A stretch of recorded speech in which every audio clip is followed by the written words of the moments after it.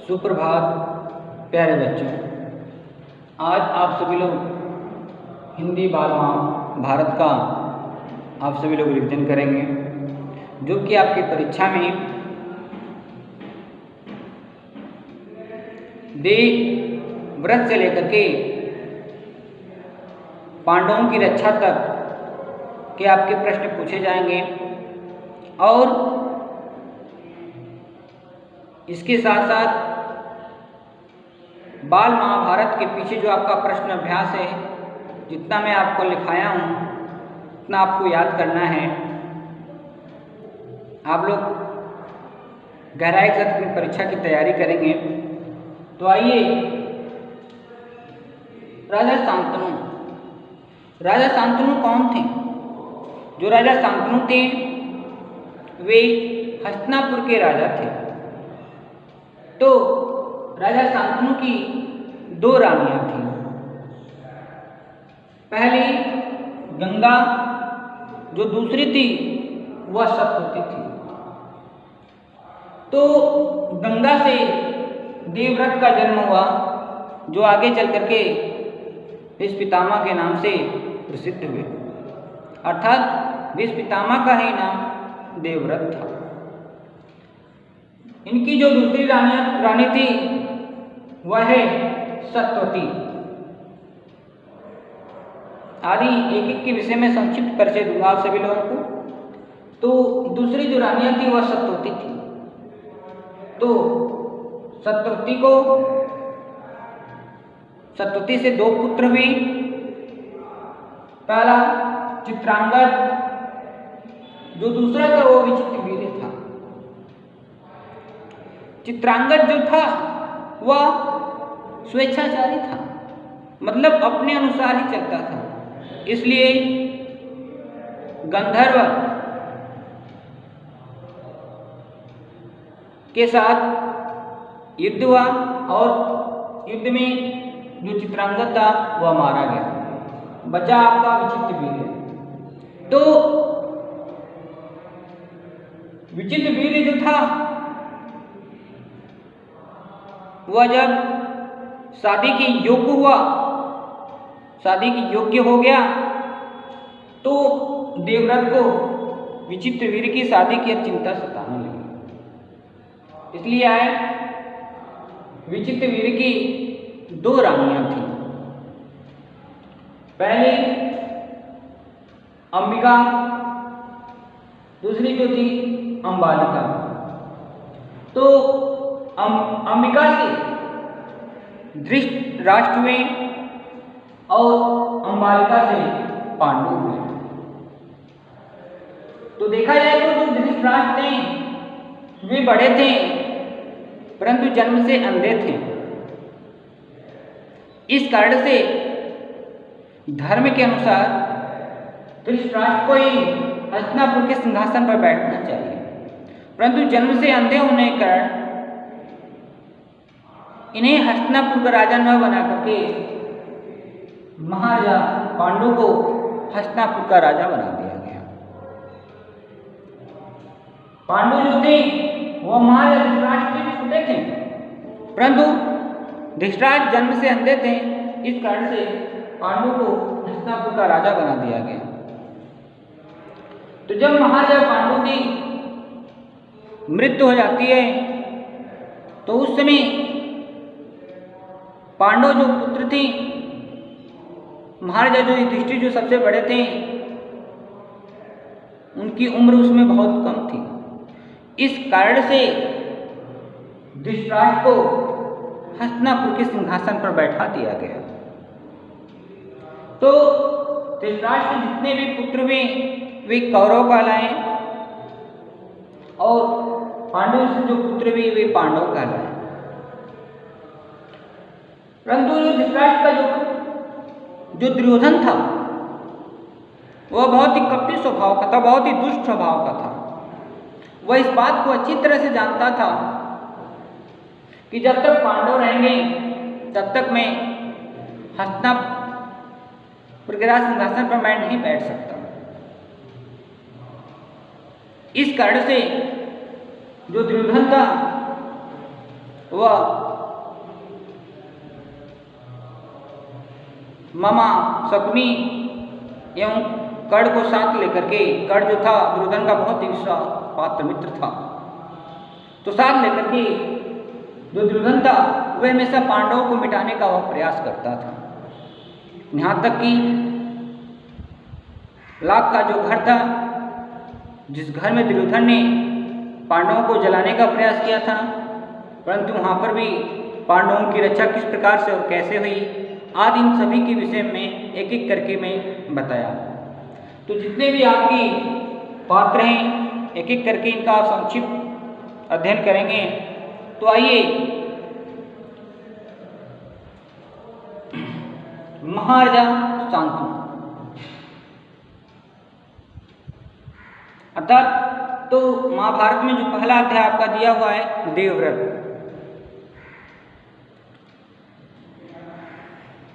एक बार गंगा नदी के किनारे स्त्री का सुंदर रूप धारण करके वह खड़ी थी।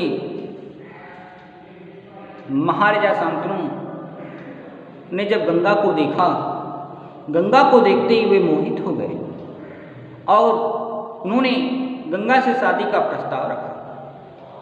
तो गंगा ने कहा कि हे राजन,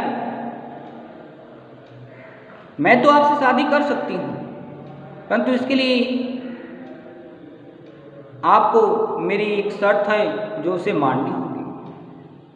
तो राजा शांतनु ने कहा कि ठीक है, जो आपका शर्त है वह मैं अवश्य ही मानूंगा। तो गंगा ने कहा कि जितने भी पुत्र होंगे उन पुत्रों पर ही मेरा ही अधिकार होगा, आपका उन पुत्रों को कोई अधिकार नहीं होगा। तो इस तरह से समय के साथ गंगा को 7 पुत्र हुए, परंतु उन सभी पुत्रों को गंगा क्या करती थी, ले जाकर के उस गंगा की प्रवाहित धारा में बहा देती थी। जब 8वां पुत्र हुआ तो महाराजा जो शांतनु थे उन्होंने कहा कि अरे तुम एक माँ होकर के अपने पुत्रों को गंगा की उस धारा में तुम बहा देती हो, ऐसा क्यों करती हो एक माँ होकर के। तो उस समय गंगा ने कहा कि हे राजन, क्या आप अपना वचन भूल गए हैं? तो ठीक है, तो मैं इस पुत्र को मैं अपने साथ लेके जा रही हूँ, उपहार स्वरूप मैं आपको इस पुत्र को अवश्य ही दे दूँ, उपहार स्वरूप। तो कुछ दिनों के बाद राजा शांतनु जो थे वह घूमते हुए या शिकार खेलते हुए गंगा नदी किनारे जा पहुँचे। वहाँ उन्होंने देखा कि एक बालक है जो कि अपने बाड़ों से गंगा की जो धारा प्रवाहित धारा उसे रोक रखा है। इसे देखकर के वे बहुत ही आश्चर्य हो गए। उसी समय गंगा नदी से जो गंगा है वह प्रकट होती है और कहती है, हे राजन, यह आप ही का पुत्र है, या आपका 8वां पुत्र है। तो वचन के अनुसार मैं इस पुत्र को आपको दे रही हूँ। यह कहकर के जो गंगा थी पुनः वह गंगा में समा जाती है। तो तेजस्वी पुत्र को पाकर के महाराजा जो शांतनु थे वह बहुत ही खुश हुए, बहुत ही प्रसन्न हुए, और यही देवव्रत आगे चल करके भीष्म पितामह के नाम से विख्यात है। अब आइए सत्यवती, क्योंकि इनकी 2 रानियां थी, दूसरी है सत्यवती। तो राजा शांतनु एक बार शिकार खेलते हुए यमुना नदी किनारे वे जा पहुंचे। वहां उन्होंने सत्यवती नामक एक सुंदर स्त्री को देखा। तो उस स्त्री को देखते हुए मोहित हो गए। तो सत्यवती से भी उन्होंने शादी का प्रस्ताव रखा। तो सत्यवती ने कहा कि मेरे जो पिता हैं वह केवट राजे व मल्लाहों के सरदार हैं, शादी के लिए आपको उनसे राय लेनी पड़ेगी, आपको अनुमति लेनी पड़ेगी। उनके अनुमति के बिना, अर्थात मैं अपने पिता की अनुमति के बिना मैं आपसे शादी नहीं कर सकती। इस बात को लेकर के महाराजा जो शांतनु थे वह सत्यवती के पिता अर्थात केवट राज के पास गए।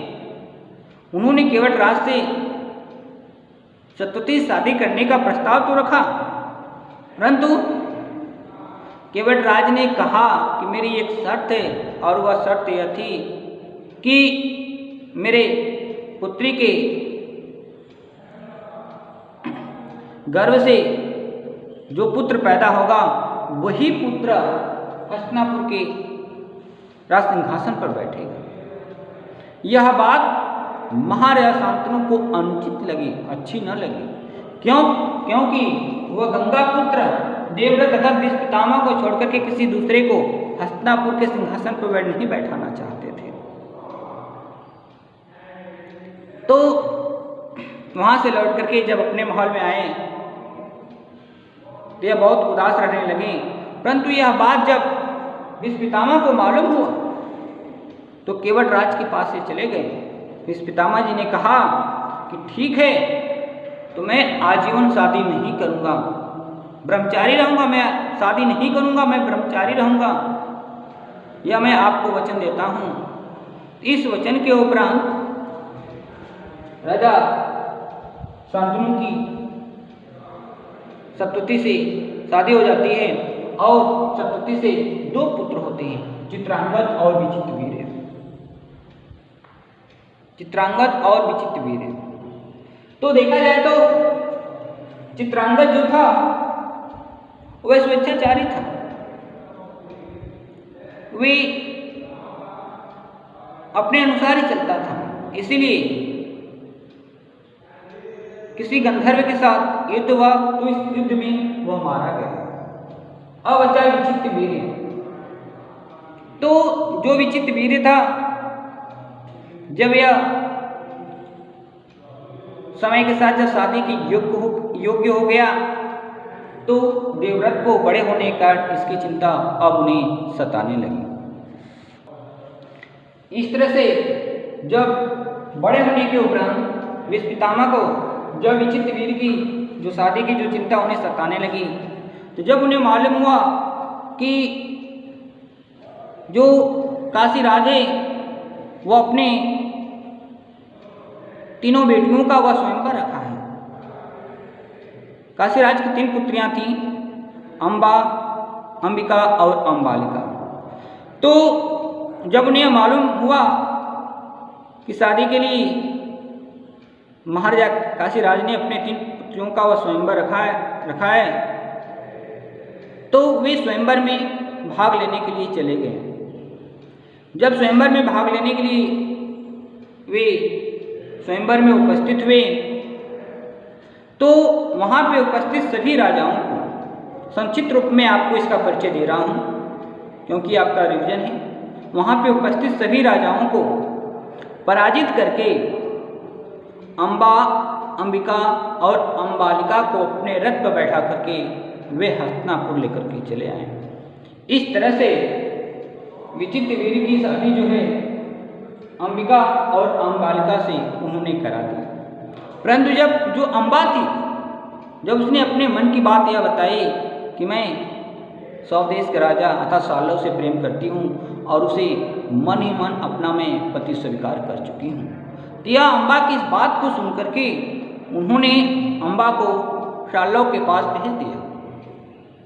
जब अम्बा सौदेश की राजा अर्थात साल्व के पास जाती है तो उसने अम्बा से शादी करने का साफ इनकार कर दिया कि मैं शादी नहीं कर सकता।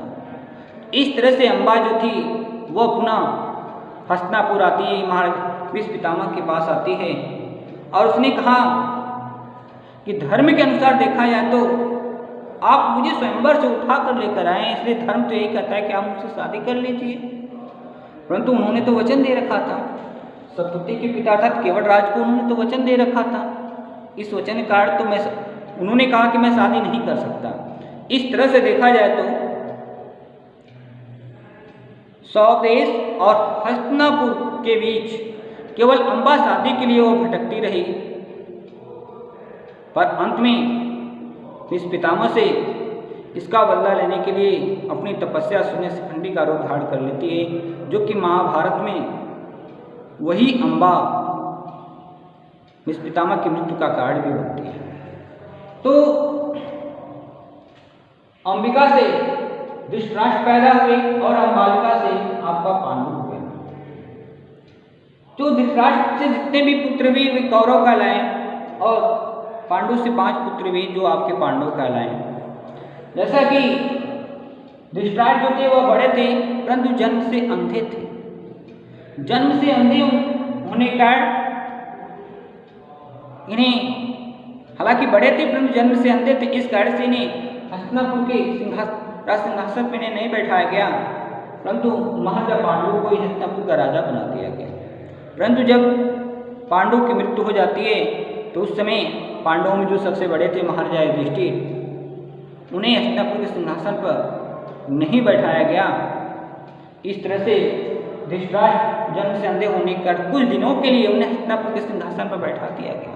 अब तो धर्म तो यही है ना कि जब पांडु पुत्र तथा युधिष्ठिर बड़े हो गए तो स्वेच्छा अनुसार धृतराष्ट्र जो है हस्तिनापुर के सिंहासन को छोड़ दें, परंतु महाराजा धृतराष्ट्र ने ऐसा नहीं किया। क्यों? क्योंकि जो दुर्योधन था वो कपटी स्वभाव का था, दुष्ट स्वभाव का था, वो बहुत ही दुष्ट स्वभाव का था। वह इस बात को अच्छी तरह से वह जानता था कि यदि हस्तिनापुर का जो राज सिंहासन है यदि यह पांडवों के हाथ में चला जाएगा तो कभी भी वह कौरवों के पास यह नहीं आएगा। इस कारण से जो दुर्योधन है वह मामा शकुनी एवं कर्ण के साथ मिल करके देखा जाए तो वह पांडवों को हमेशा मिटाने का यह प्रयास करता था। जैसा कि मैंने आप लोगों को पढ़ाया कि लाख घर में पांडवों की रक्षा किस प्रकार से कैसे हुई, लाख का घर जो किन किन वस्तुओं से मिलकर बनाया हुआ गया था। क्योंकि लाख के घर में जो विदुर थे, जब महाराजा धृतराष्ट्र की आज्ञा को पाकर के जब युधिष्ठिर वैरावत नगर की ओर चल दिए तो उस समय विदुर ने जो थे वे महाराजा युधिष्ठिर को सांकेतिक रूप में उन्होंने यह समझा दिया था कि वह जानते थे कि इसके पीछे जो दुर्योधन है वह पांडवों को धोखा दे रहा था आदि, इन सभी के विषय में उन्होंने यह बता दिया था। तो जो विदुर थे वे अंबालिका की एक दासी थी जिसकी कोख से ही एक धर्मदेव नाम का एक पुत्र हुआ था जो आगे चल करके वह विदुर के नाम से वह विख्यात होता है। तो विदुर के ज्ञान और विवेक से प्रभावित होकर के महाराजा, क्षमा चाहूँगा, भीष्म पितामह जी ने विदुर को महाराजा धृतराष्ट्र का प्रधानमंत्री नियुक्त कर दिया था। इस तरह से अध्याय 1 अर्थात देवव्रत से लेकर के आप सभी लोग पांडवों की रक्षा तक का अध्ययन करेंगे और इस महाभारत के पीछे जो आपका प्रश्न अभ्यास दिया हुआ है जो कि मैंने आप सभी लोगों को लिखा, प्रश्न नंबर 1 से लेकर के प्रश्न नंबर 9 तक लिखाया हूँ, आप सभी लोग इसे याद करेंगे और अपनी जिम्मेदारियों के साथ अध्ययन करेंगे, परीक्षा की अच्छी तरह से तैयारी करेंगे। इसी तो इन शब्दों के साथ आज का दिन आप सभी लोगों का मंगलमय हो।